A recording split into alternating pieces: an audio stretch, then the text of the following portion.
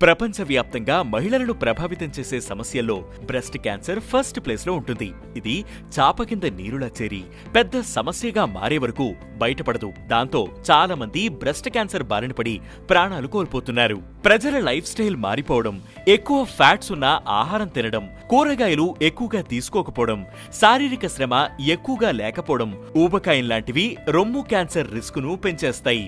ఆలస్యంగా పెళ్లి, ఆలస్యంగా పిల్లలకు జన్మనివ్వడం, పిల్లలకు చనుపాలు ఇవ్వకపోవడం కూడా క్యాన్సర్ కు దారితీస్తాయి. వంశపారపర్యంగా కూడా బ్రెస్ట్ క్యాన్సర్ వస్తుంటుంది. కానీ కేవలం 5 నుంచి 20% కేసులు మాత్రమే వంశపారపర్యంగా కుటుంబాల్లో తరాల నుంచి వస్తున్నట్లు డాక్టర్లు చెబుతున్నారు. బ్రెస్ట్ క్యాన్సర్ బారిన పడిన వారికి బ్రెస్ట్ లో ఓ కణితి ఏర్పడుతుంది. అయితే ఇది నొప్పి కలిగించదు. గట్టిగా రొమ్ము కణజాలంలో ఫిక్స్ అయి ఉంటుంది.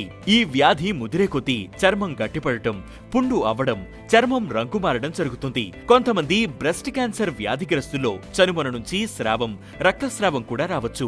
వ్యాధి మరింత ముదిరితే చంకలో కూడా గడ్డలు కనిపించవచ్చు.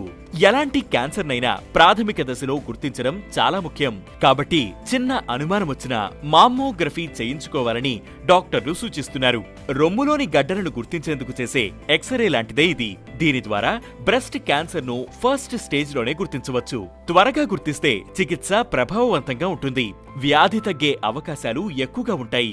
40 ఏళ్ల వయసు తర్వాత నుంచి మహిళలు ఏడాదికి ఒక్కసారైనా మమ్మోగ్రామ్స్ చేయించుకుంటే మంచిది.